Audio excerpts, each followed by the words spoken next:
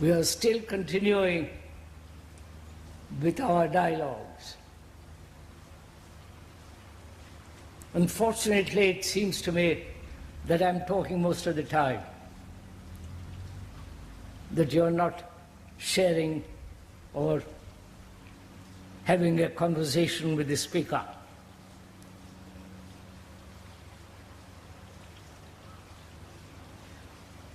If I may, I would like to suggest something.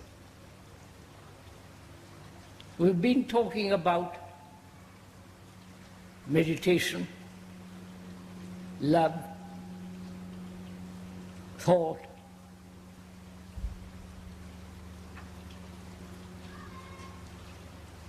and other things. But it seems to me that we are not talking about our daily life.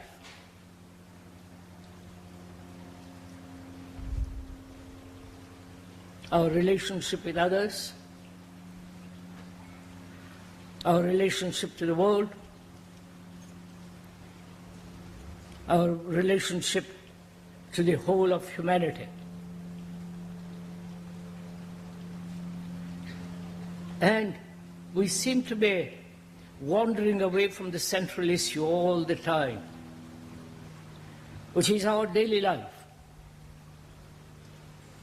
The way we live, and if you're at all aware of our daily turmoil, daily anxieties, daily insecurity, daily depressions, the constant demand of our daily existence.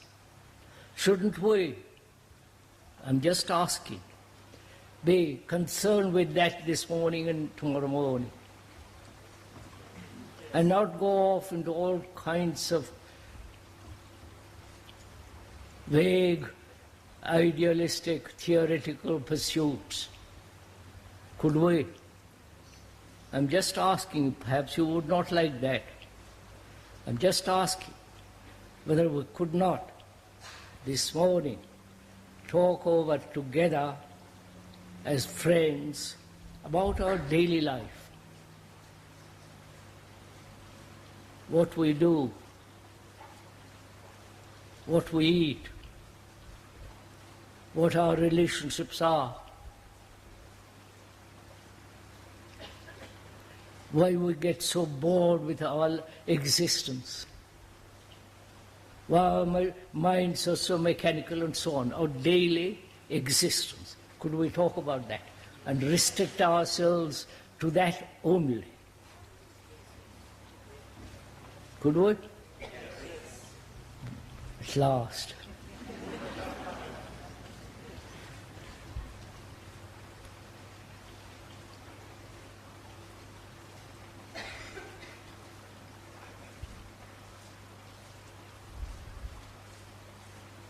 What is our daily life?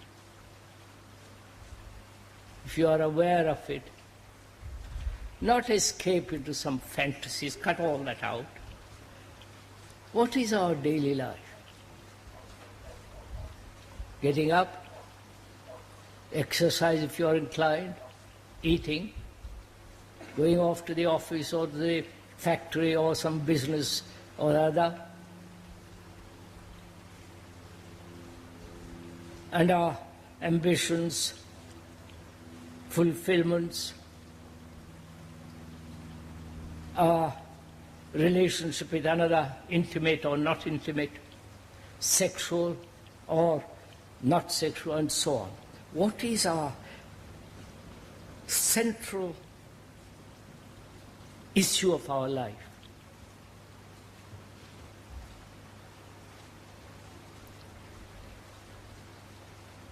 Is it money? Central issue. Not the peripheral issue, not the superficial issues, but the deep demand. Please look at it yourself. What is it we demand, we ask? Is it we want money? Don't say no. We need money. Is money the central issue? Or to have a position? You understand? To be secure financially, psychologically, to be completely certain, unconfused. What is the main urge, demand, desire of our life? I wish we could, right?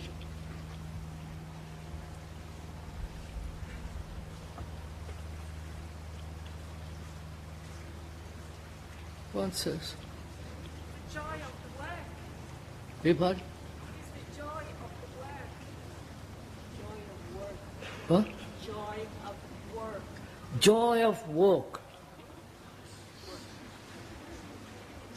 Would you say that to the man who is turning the screw day after day, day after day, day after day, on a moving belt, joy of work?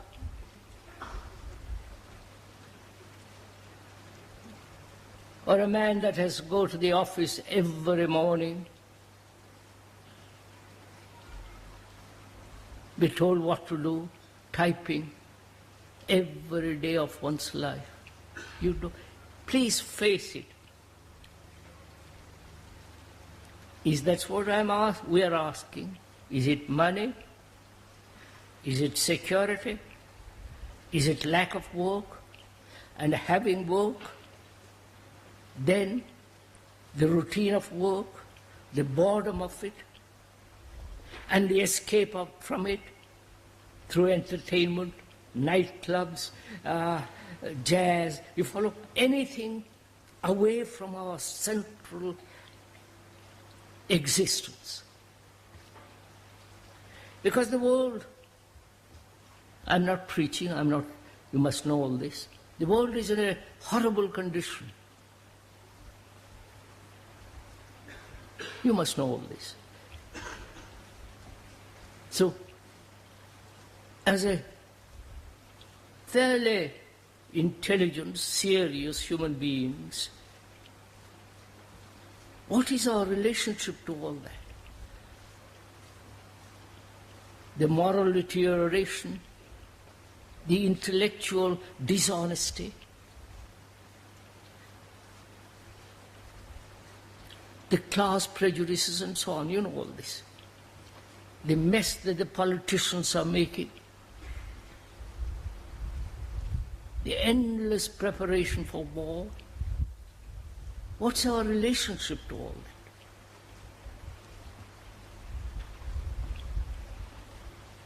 that? Please, let's have a dialogue about it, conversation. See, when we come to that point, we're all silent. What's up? We're all tired. We're all part of it. I quite agree. Do we know we are part of it? Aware of it? That our daily life, you understand, daily life contributes to all this? And if it does, what shall we do?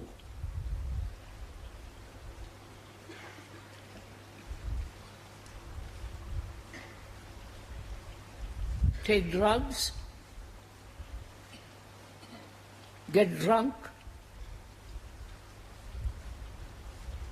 Join some community?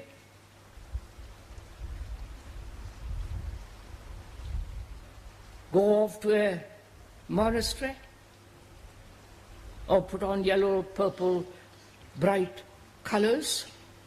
Would that solve all this? So please, I would like to discuss what shall we do? What is our daily life? Of which the society is made, the politicians are thoughtlessly using us for their own power, for their own position. So, being aware of all this, what is our relationship to that? And what is our life, which obviously is contributing to that? Right? Am I saying something extravagant?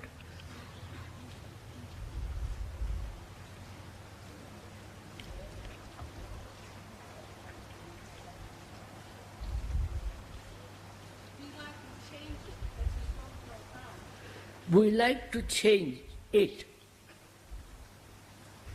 but we don't know how. What is the it? The what? The way of living that we do now.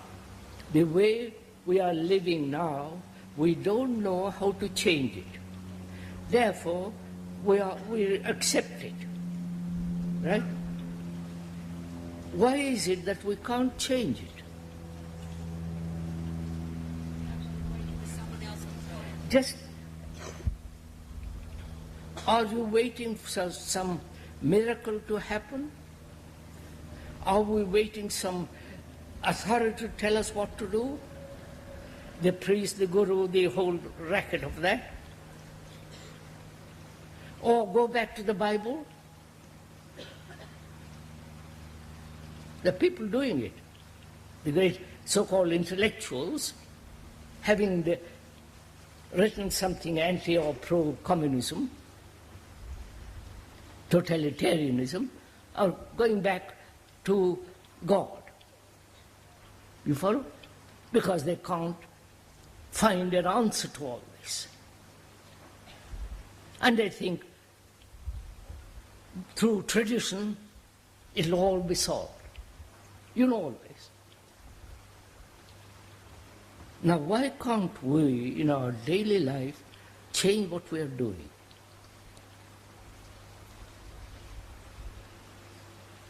That's why let's come back. What is our daily life? Please investigate with this conversation. I am not the only speaker.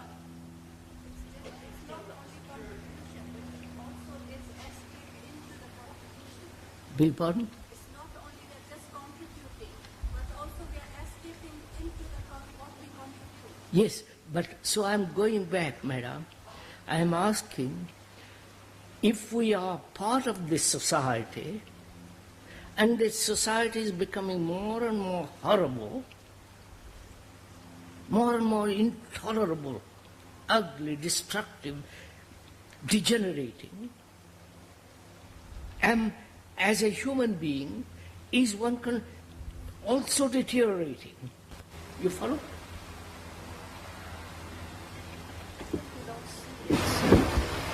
I think we don't see it, that we're part of it. Lady says we don't see it. Why?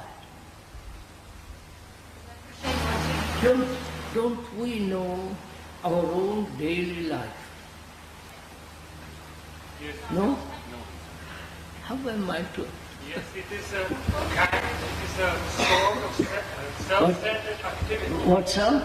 Our daily life is a kind of self-centered activity. I know our inner life, our life is self-centered activity, he says.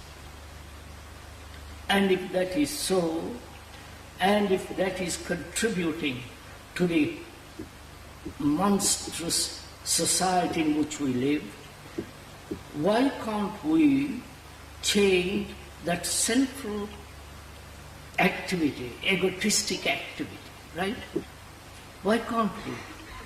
Too often we are unconscious participants in our own lives, until we become conscious of everything that we're doing, we can't change it. That's what I am asking, sir. Can we become conscious, aware, know the activities of our daily life, what we are doing? Being a mother, I relation out tragedy of a country in a big city that was everywhere conditioning around big city. You cannot isolate your children from that point. That being a mother, having children is very difficult. Okay. Being a mother and having children is very difficult life. Right? Is that one of our problems? You see, I'm just, come and join in the games, huh? Don't just, I'm a mother. I have children. And are they growing up into monsters like the rest of the world? You understand? Like all the rest of you? Ugly, violent, self-centered, acquisitive. You know what we are. Is that, do I want my children to be like that? Could we please, Are living in a big city, then there's all contamination and pollution around your children, and you cannot isolate them from the city, because that is where you are living in the moment, and you have to face that you are there in that moment. You cannot change that maybe in the future, but in the moment you are living in a big city, and you have your children in the big city. I know that, sir. I know all that. please try to perhaps short-circuit the negation of our past conditioning, which we should know in its entirety by now, not fragmentarily, and think how in our everyday lives each one of us can put a sort of universal love into service without any motive to our fellow human being.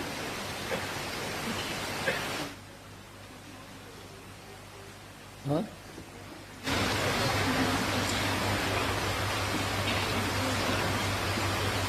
I would say it's not just in the big cities you have this problem of pollution of minds and conditioning, but all over. And I think my problem would be because I have this problem with my children. And for me it seems that I have to wake up to the quality of my existence in relationship with my children and everything around me. This seems to be my problem. Not the outside conditions.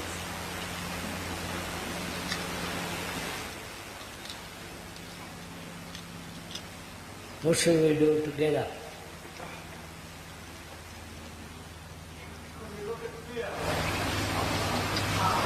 We can look at fear.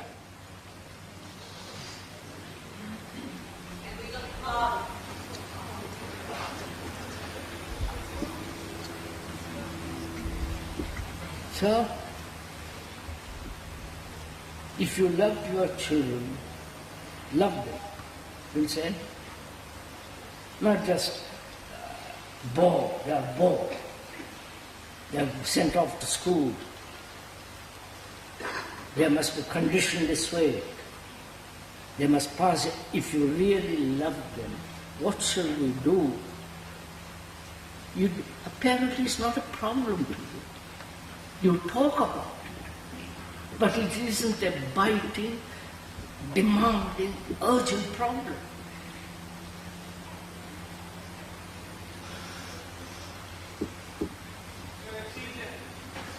It is lacking in one respect that to go to work every day, most people just go to work and they don't carry it on when they get out of work. In other words, there's no blending of their work with their recreation. In other words, to go to work and to be learning all the time, and then when the bell rings and you're supposed to leave, you can still learn. You may adapt your job to your recreation. You can adapt your recreation to your job, but there's always a learning process going on, which does not seem to be happening in the world.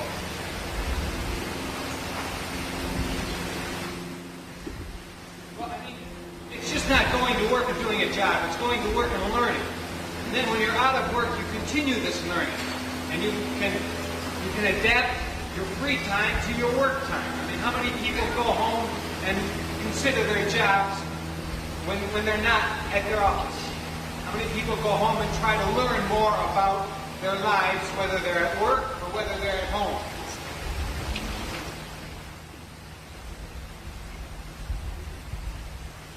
Having said that, where am I?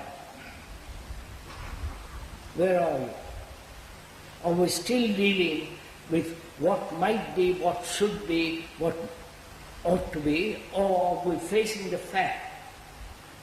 You understand? Facing the fact. There's a big separation between our work lives and our free time.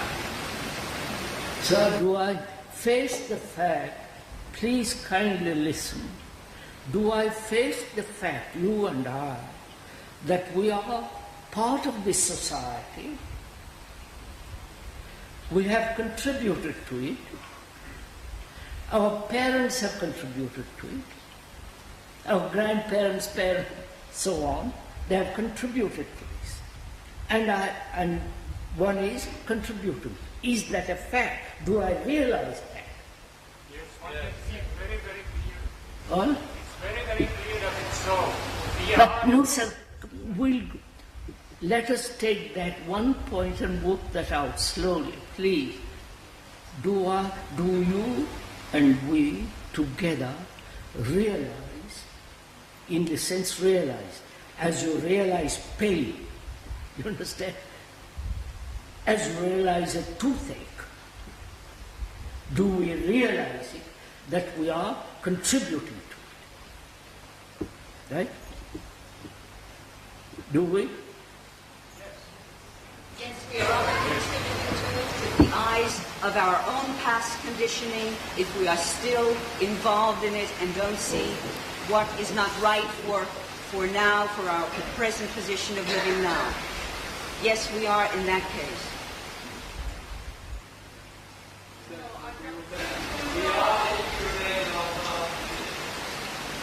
That's if, or might, but Sir, see, if we are contributing to it, we must know how we are contributing to it, why we are contributing to it, like the whole aspect of what that contribution involves. How do we contribute to this? If you analyze it, it'll take you forever. You must look at it and understand it and say, look, I understand it, I'm no longer like that, and I'm going to go out and see what happens. That's all. No, you don't. You can do it in an instant. They cannot attack.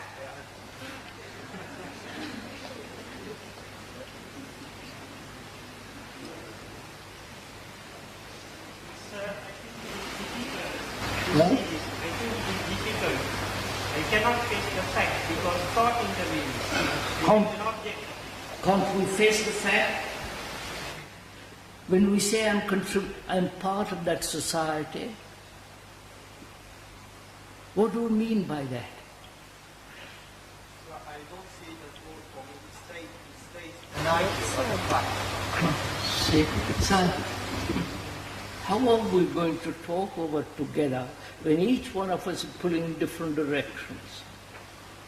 Can't we think together about this one thing? That is, we human beings have created this society. Not gods, not angels, nobody, but human beings have created this terrible, violent, destructive society. And we are part of that. When we say we are part of it, what do we mean by that word part? You understand my question? Just begin slowly, please. What do I mean when I say I'm part of that? Sir, Oh. isn't the approach you're taking setting up the division between me and society? In other words, is there such a thing as society? Or is this here society and not I and you society? When you set up this monstrous, horrible society, it's an abstraction that's different from the people in this room. Yes, sir, I'm saying that. I'm exactly saying that. Society is not out there, society is here. It's right here. Yes, sir, right here. And lose our past conditioning of these words that you have been saying to us for all of these years, and begin to act ensemble in some form or other that's new and creative.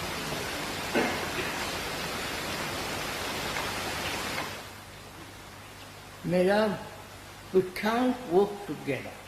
That's a fact. We can't think together. We don't seem to be able to do anything together. Unless we are forced, unless there's a tremendous crisis like war, then we all come together.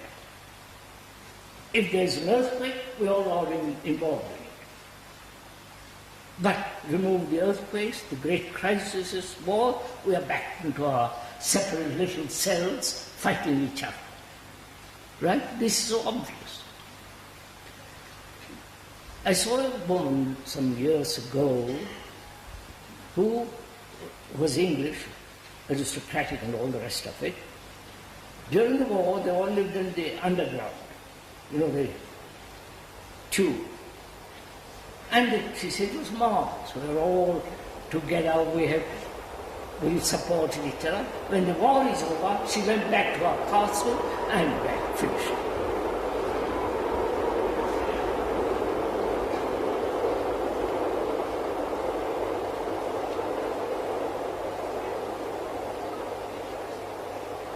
Can we just look at this for a minute?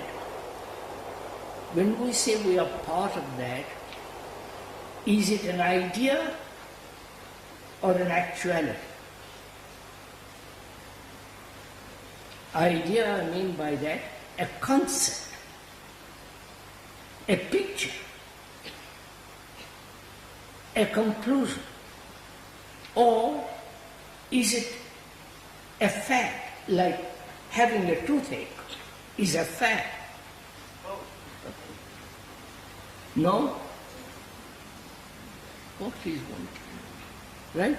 Is it a fact to us that I am part of this society? I am that society. Or I am that society. Then, what is happening out there to which I am contributing? Of course. Am I seeking my own security, my own experiences, involved in my own problems, concerned with my own ambitions? Right? So each one is striving for himself. Right? As society exists now. And probably that has been the historical process right from the beginning. Each one struggling for himself. Right? And therefore, each one opposed to another. Now, do we realize that? What else can we do? We'll find out what to do, madam. First, start from that which is very near, very close. Right? We are talking about our daily life. And our daily life apparently, or is, not only part of this society, but also we are encouraging this society by our activities. Right? Do we know this? Do we say, yes, by Joe, it is so. then what shall I do as a human being, living part of being of this society? What shall I do? What's my responsibility?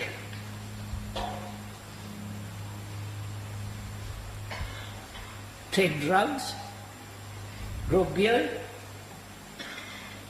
run off?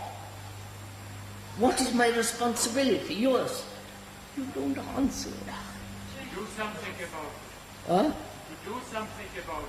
What? First, sir, First to see. I see. I can only do something about it when I am clear in myself. Right?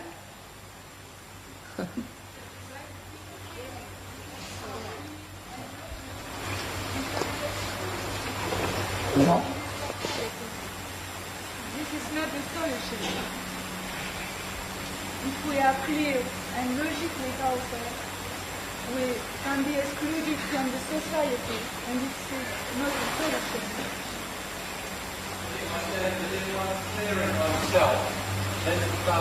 All right. So let's find out how to be clear in oneself. How to be certain about things. Let's find out if one can have security. Right? Both psychological and physical. So how does a mind which is confused, as most people are, how is that confusion to be wiped away so that there is clarity? Right? If there is clarity, from there I can act. Right?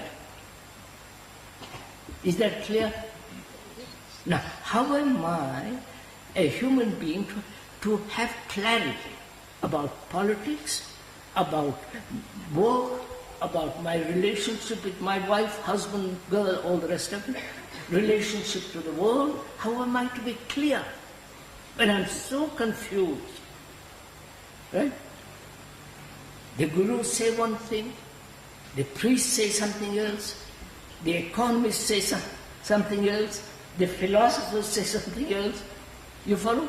The analysts say something else, primordial, pain or whatever it is. So they're all shouting, writing, explaining. And I'm caught in that, and I get more and more confused. I don't know whom to take to be clear who is right, who is wrong. Right?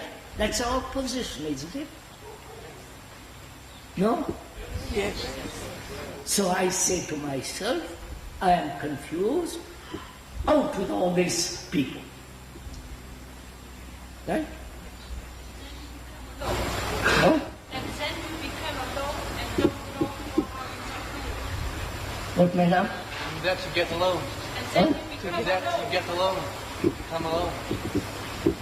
Look, I want to clear up the confusion, right?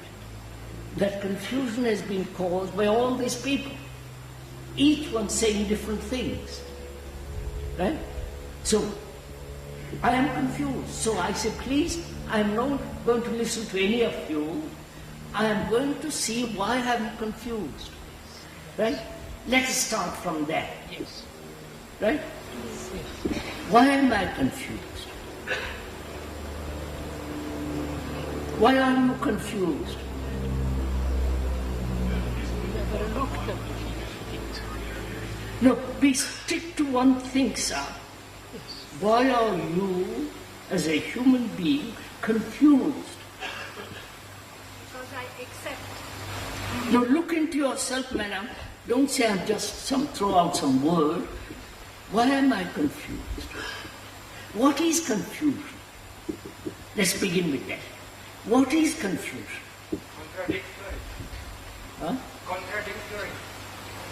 You see, confusion arises when there's contradiction.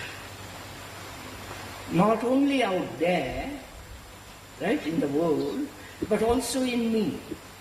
The world is me, therefore there is in me contradiction. Now, please go slowly what do I mean? What do we mean by contradiction?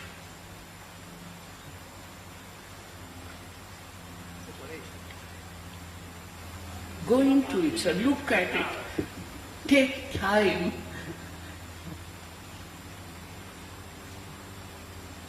Why am I confused? You say because there is contradiction. I say, what do you mean by that word contradiction? To contradict, to say something opposite. Right? That is, I say something and do the opposite. Right? I think something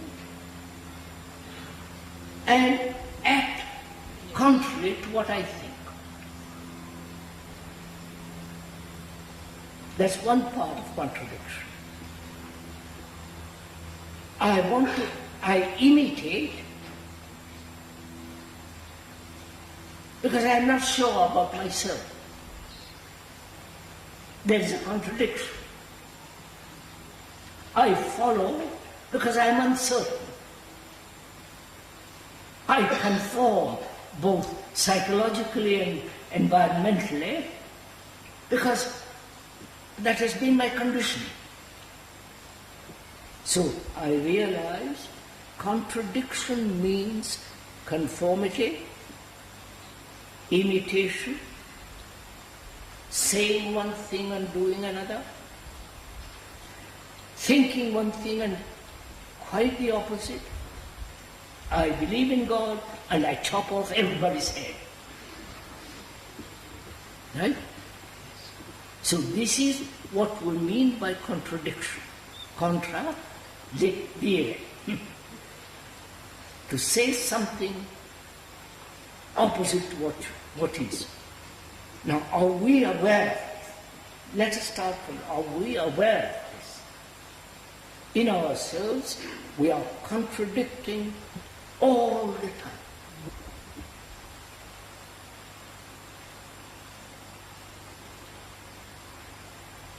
Now, but if you are aware of it, then what shall we do? You understand my question? I am aware that I am contradicting. Say one thing on the platform, go home and do quite the opposite. Personally, I don't. If I did, I would never appear on platform. So I go do something quite different. And I see, why am I doing this? You understand? I say one thing and do quite the opposite. Why? No, don't find out, madam. Go into yourself, find out.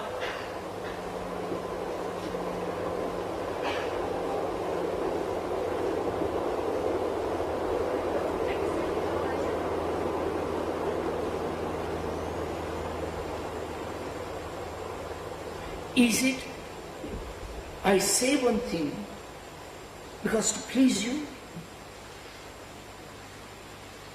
to make myself popular, to have a reputation of having immense knowledge, and go home, do everything contrary to that. Because I want to impress you. I want to show I'm much bigger than you. I know much more than you. And go home and behave like a child. Now why do I do this? Not I. Why do you do it? Sir, it's possible to become aware of my conditioning while speaking about my conditioning. Is it possible while verbalizing? Because you're always saying, go into yourself, madam or sir, and I try to do that. And I seem to have a great need to speak and to try to discover myself while others are listening, and I'm listening myself. And now, is this correct, or is this an illusion? When I ask, Why do I do it? Please listen 2 minutes. Am I looking for a cause? You understand my question? I said, why am I contradicting myself in my life? One thing, another. And so I say, when I ask the question why, my desire is to find a cause. Right? Please listen for a few minutes. I discover the cause through analysis, and will that discovery of the cause finish the contradiction? You understand my question? I have discovered the cause. Why I contradict? Because I am frightened. Because I want to be popular. Because I want to be well regarded. I want the public approval. And inwardly, I do something else. The cause is, perhaps, that in myself I am uncertain.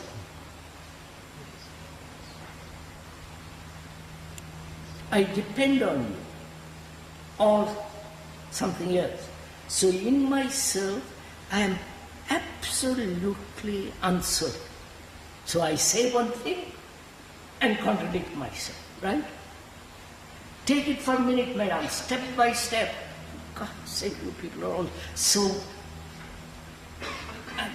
And I discover the cause, and the cause is not going to finish the contradiction.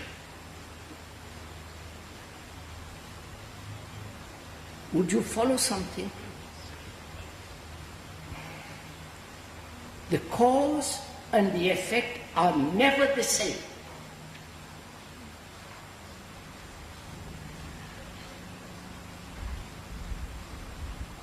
Because the cause becomes the effect, and the effect becomes the cause.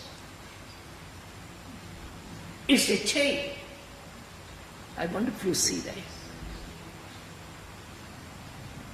So I find it is futile to find the cause. The fact is, I am uncertain. And therefore, there is a contradiction.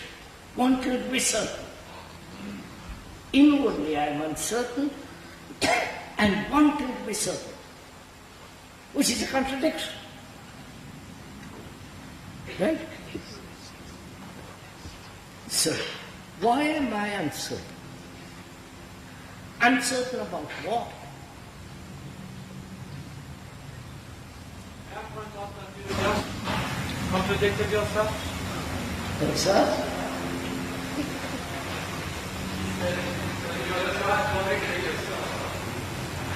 Well, sir, you just said that looking for a cause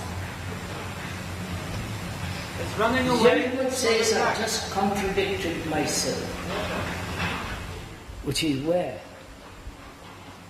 I like to be pointed out. Don't just say you have contradicted yourself. I like to find out where I've contradicted myself. It is so hopeless to talk to this generation. I am uncertain.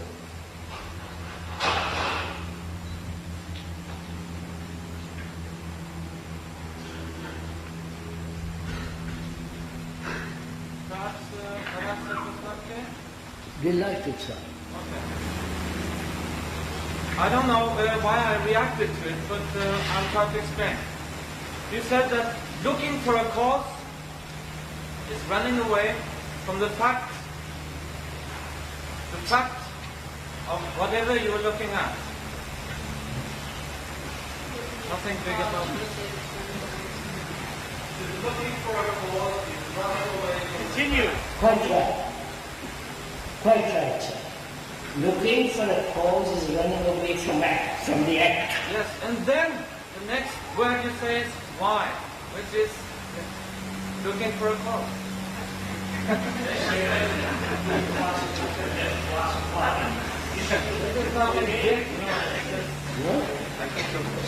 I say, so I explain very carefully that I'm not looking for a cause. No, I understand that, sir. I'm not done. I know what he says. I know what you're all saying. The moment I purposely put that question, that we use that word why. When we use that word why, we are looking for a cause. Please don't point your head, madam. Sir, So, if we're not looking for a cause, why are we in the tent?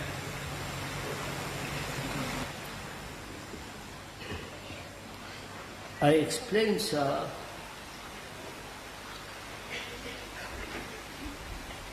when we ask the question why, we generally inquire into the cause. And I explain the cause and the effect are never the same. Because the cause brings an effect, brings about an effect, and the effect becomes the cause. So that change is, to inquire into that change is useless. But when we use the word why, I am using it in a special way, which is I'm inquiring, not seeking a cause. Right? See the difference, please, it will be good enough. If you don't like the word why, let's say, how has this happened? Sir, is it possible to inquire verbally? I really would like an answer to this. I keep asking and you don't answer, and I feel that it's because you want me to find my own answer. All I'm really seeking, is it possible to inquire into the problem while expressing the problem? Now, is it possible to inquire into this problem verbally? No. First we must understand the usage of word verbally and then go deeper. So please don't go on like this. See, we have spent 45 minutes. We haven't even touched why. We haven't even touched and gone into the way of our daily life. We are again going off. So I'm trying, please hold on to this. Uncertain. What am I uncertain about? You, what are you uncertain about? Or are you completely certain?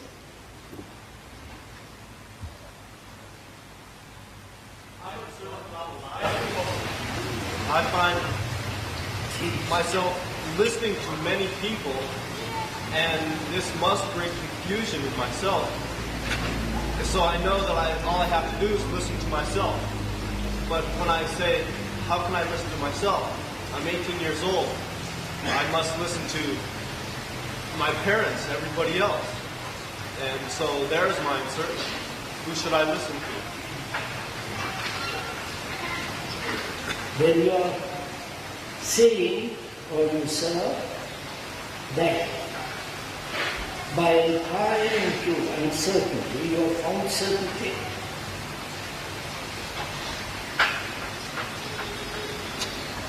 No.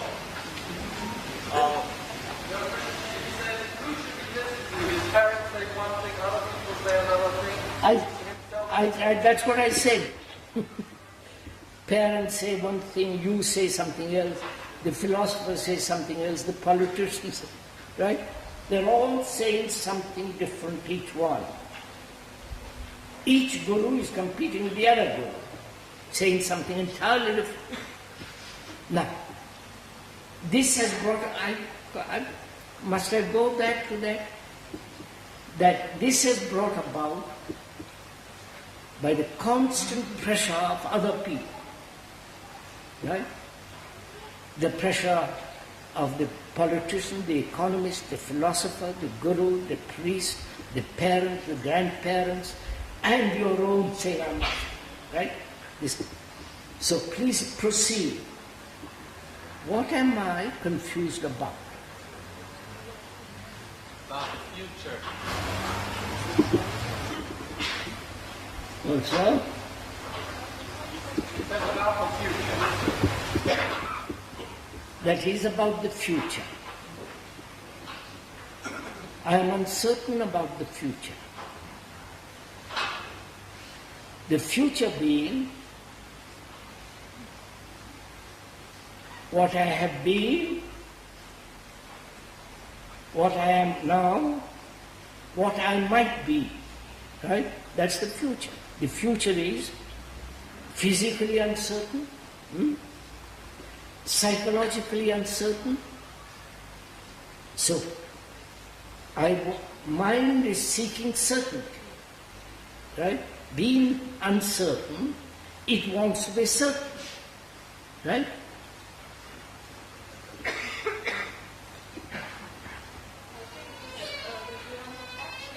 Aware of what we are in the moment. Otherwise, the question for future would not come, I think.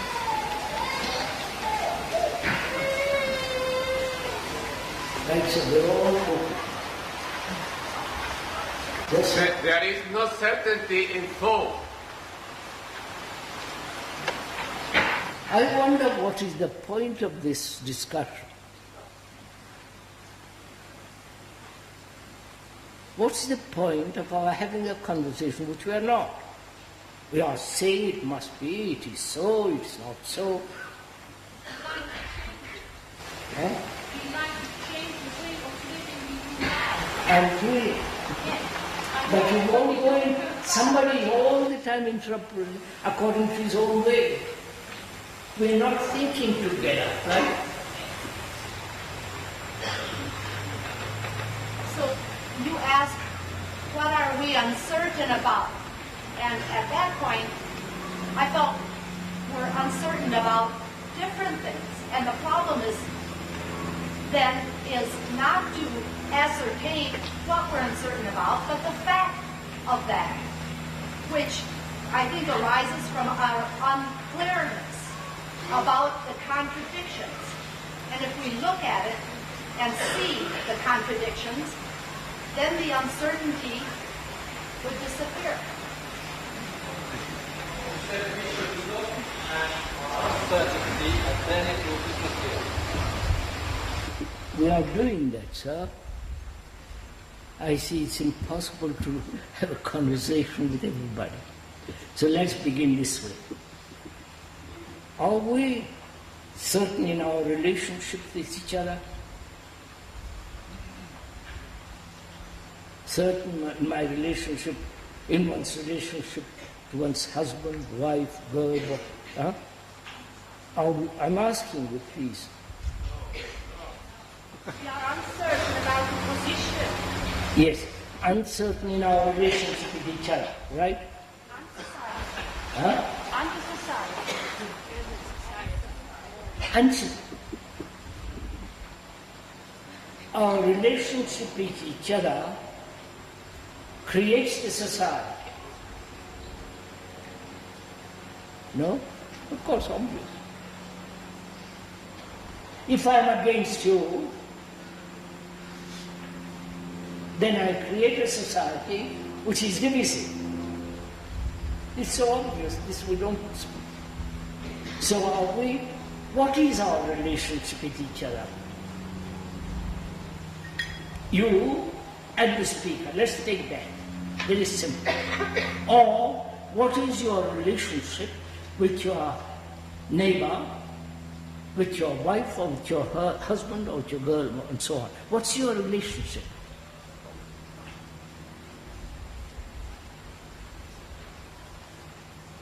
I presume you all have a husband and a wife, haven't you? Or a girl and a boy. What? And children. So please answer this. What is your relationship with another? Huh? Self? Poor. What does that mean? You want to exploit the other one, and he wants to exploit you. Is that it?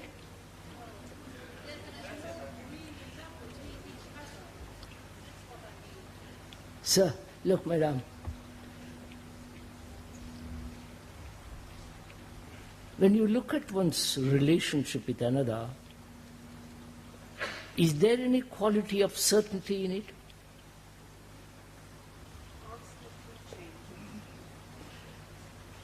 Therefore, in that there is no certainty, is there? They might think at the beginning of that relationship there is certainty, but gradually that certainty peters out. So in relationship there is no certainty. Why? Not the cause. I'm asking the why, in the sense, how does this come about?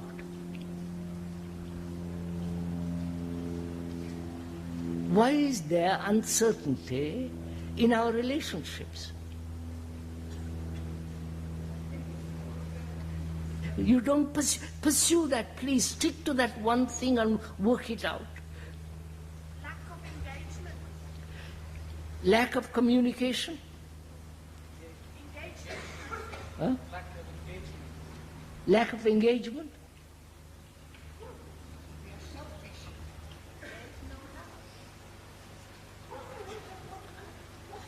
We do not want what we really want. Huh? We do not know what we really want. Change it. What shall we do? I can explain it. What's the point of it? Will you see the actuality of it? That is, sexually one is attracted to the opposite sex. Then, gradually the fascination of sex and excitement, all that, peters out. But there is an attachment formed. And the attachment causes fear, right? And when there is fear, love has gone overboard, right? So, there is constant division between you and the other. Constant division. You are asserting and he is asserting. You dominate or he yields, or the other way around. So there is always this contradiction, right, in our relationship, which is daily fact. And how is it that this comes about? You understand? That's the next question. Is it because each one is concerned about himself? Right? Why is each one concerned about himself? How? You understand my question? What is the importance of being concerned about oneself? Is it because we are conditioned that way? We are educated that way? Our whole environmental, social pressure is that way? You understand? So, then, can one break away from that? Break away from this self-centered relationship. You follow? Can one end this self-centered relationship?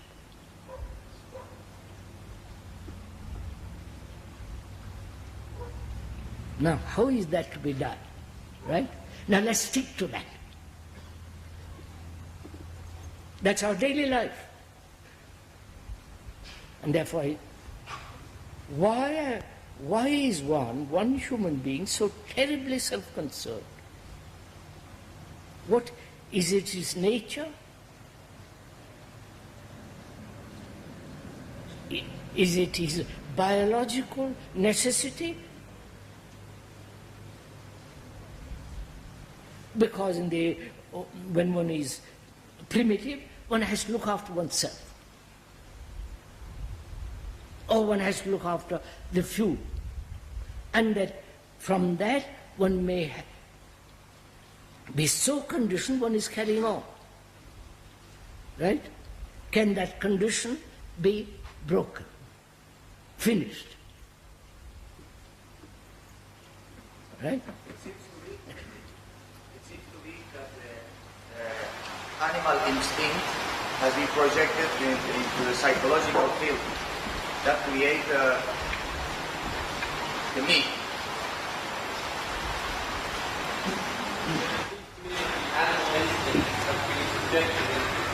Yes, sir, I know that. We said that. We've said that before. Now, one has come to the point that in our relationship, each one is concerned with himself. And this conditioning, can that be broken down? Changed? Huh?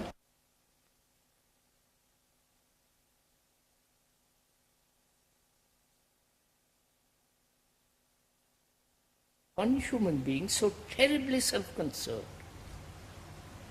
What is it, his nature? Is it his biological necessity?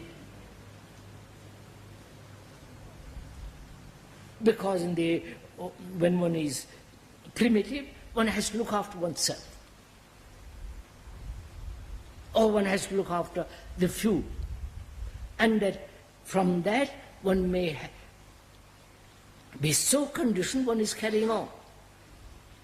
Right? Can that condition be broken? Finished? Right? It seems to be that the animal instinct has been projected into the psychological field that create the me.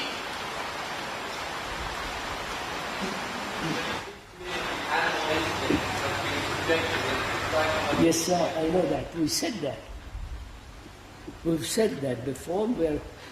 Now, one has come to the point that in our relationship, each one is concerned with himself. And this conditioning, can that be broken down? Changed? Huh? Look, madam, not understanding. All right. By understanding. What do you mean by understanding?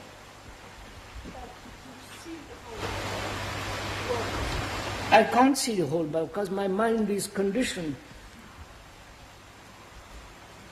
That's just an idea.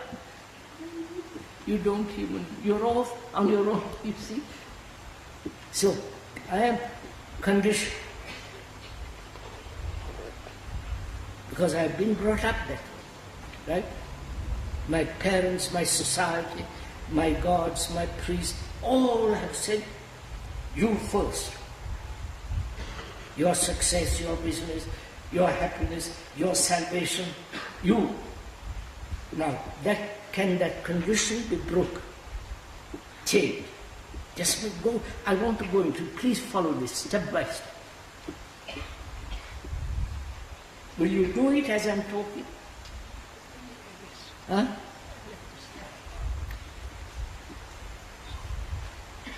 How do I know that I'm conditioned? First, is it that I am accepting the word and then imagining I'm conditioning? You follow what I'm saying? Or is it a fact?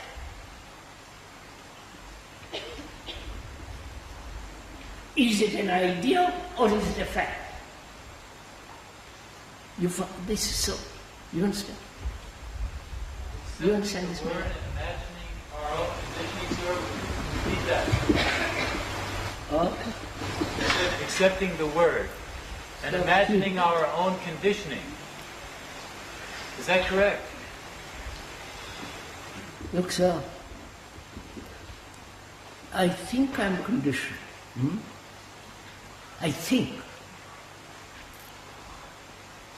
But I don't think I have pain when somebody hits me. See the difference? So when somebody hits me and there is pain, I don't think there is pain. There is pain. Right? Do I similarly see that I am conditioned? Please first listen to this.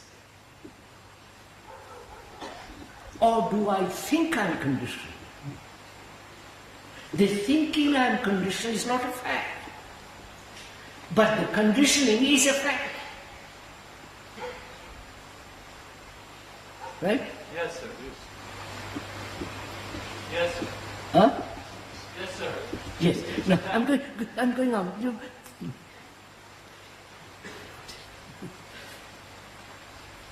So I'm only dealing with fact, not with the idea.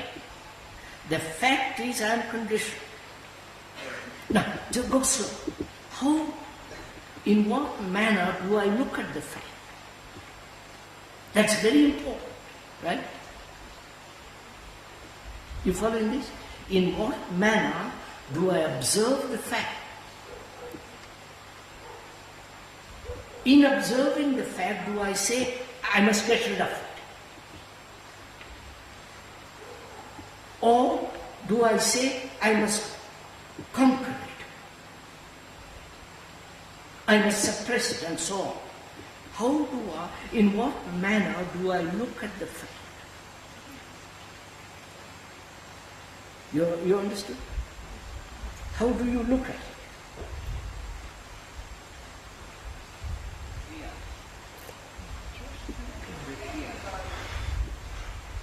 I am it, sir. Please.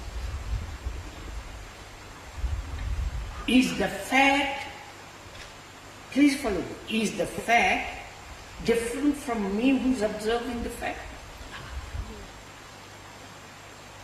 You understood my question? No.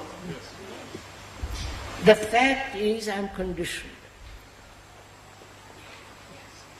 And I'm saying, how do I look at the fact?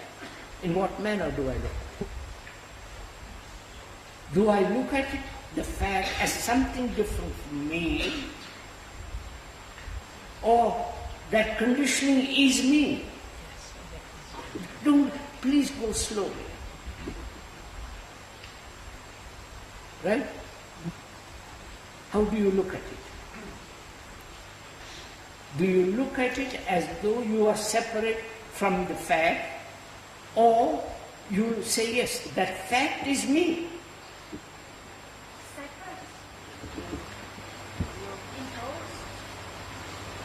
What? Look, man, is anger different from you?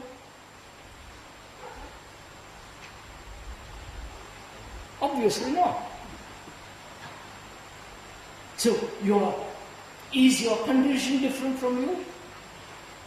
That's it. Now you're getting it.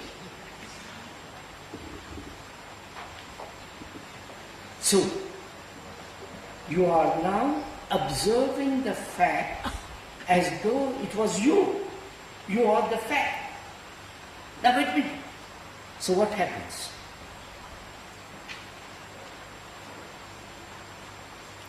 We observe the fact that we live in the field of ideas only. We observe first the fact that we live from ideas. Your minds are not trained.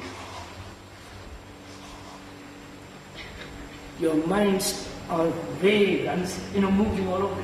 Here is a problem. Look at it. That is, anger is you. You are not different from the anger. Wait. When you are angry, there is no, you are there. Then thought comes along, says, I have been angry. thought separates anger from you. You understand? So similarly, you are conditioned, and that condition is you. But what can you do if it is you? Nothing. And nobody look what you are also.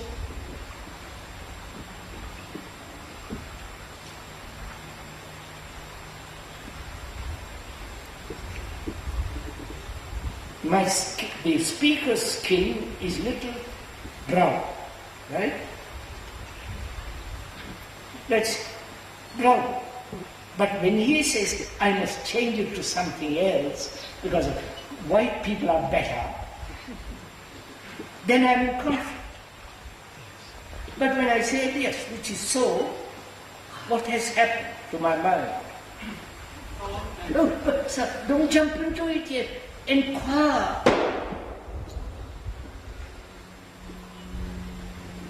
What has happened to the mind that has said before, anger is different from me, but now the mind says, that's silly, anger is me.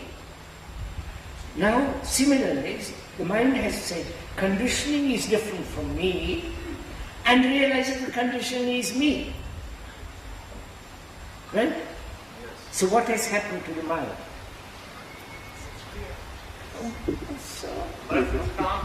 Please don't jump to things which you don't see actually. Don't repeat anything, don't say anything that you yourself have not seen.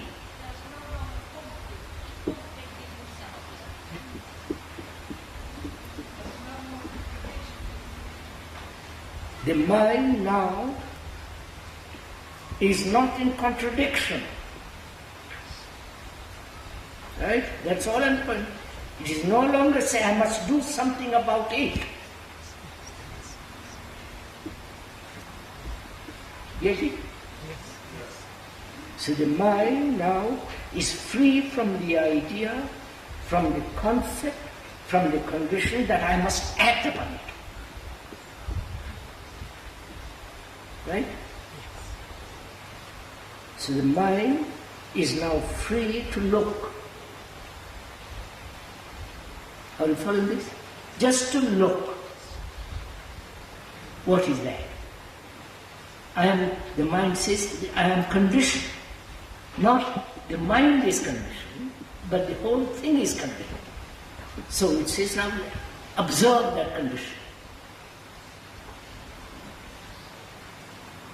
What takes place when you observe? There is no observer, because the observer is different from the thing observed. There is only observation. Right? Yes, sir. Are you following this? No, not verbally, actually. Then what takes place when you observe? Observe purely, not say, give it a distortion. Distortion takes place when you say, I must change it, or I must suppress it, I must go beyond it. All that has ended, because you are merely observing the fact that the mind is conditioned. There is pure observation. Right? There is no effort made. Then,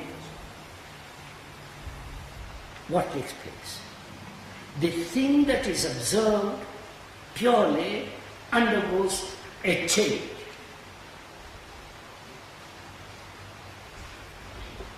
Right?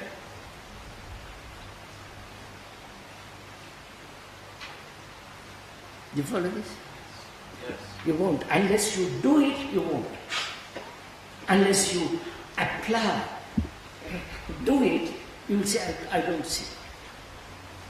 Look. Under a microscope, you can watch the cell. If you watch it carefully, without saying it is a cell, it must not be this, it's that. You see then the cell undergoing change. But if you come to it with an idea, the thing is not moving. You understand? The moment you come to it fresh and looking through the microscope, the cell is itself moving. So the conditioning is changing. You get it? If you observe purely.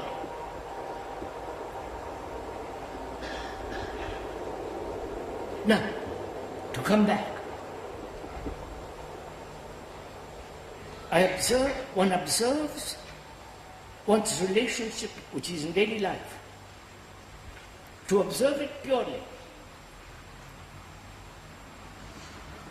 Can you observe your relationship with your wife, husband, whatever it is, without the image, without the idea that it's my husband, my wife, and all the rest of it, without the remembrance of sex, all the rest of that, just to observe your relationship with another? Will you do it?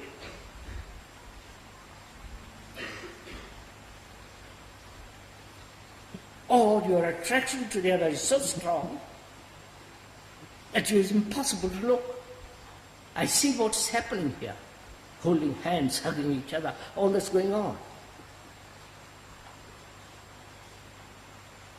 So those people cannot obviously observe. So if you observe very closely, without the observer who is thinker, all the rest of it, the thing itself changes. My relationship with you or with another, husband, wife, or if I observe it quietly, without any pressure, direction, the thing itself changes. And out of that love is. You understand?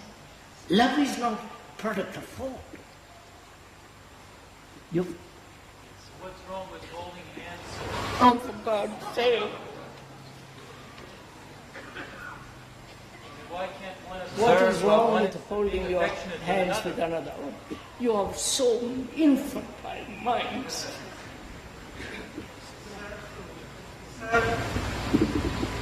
When you look at the cell under the microscope, the cell is changing. But the cell is changing even when you are not looking. Of course. Of course. We know that. You see what you have done, sir? You are not applying. You've gone off to the cell.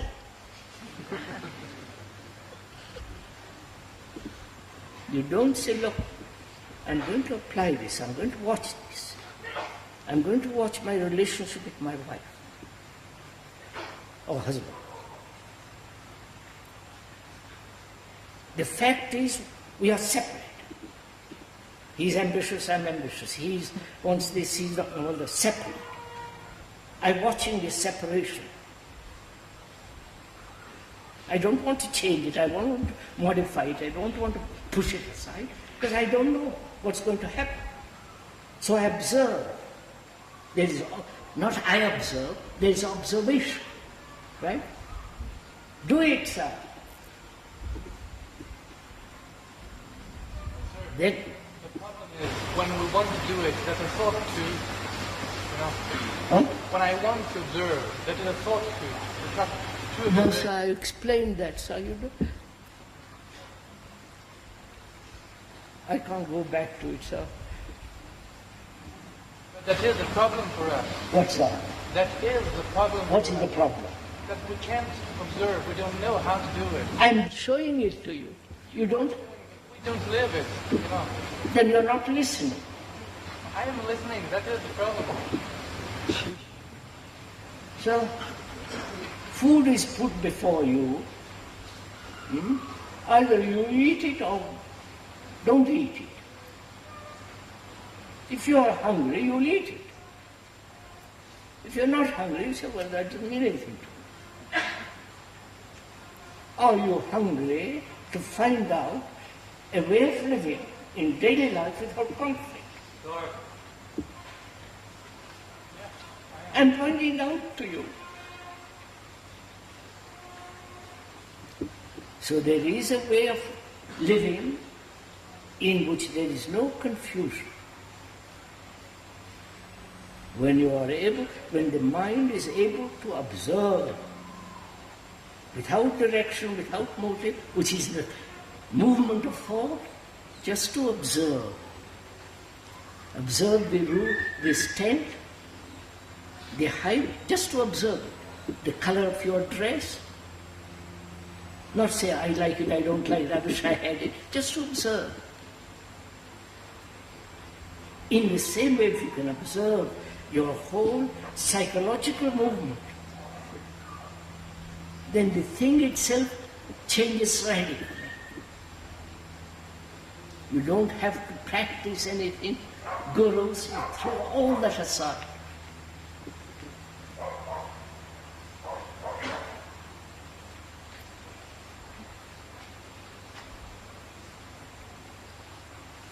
Right.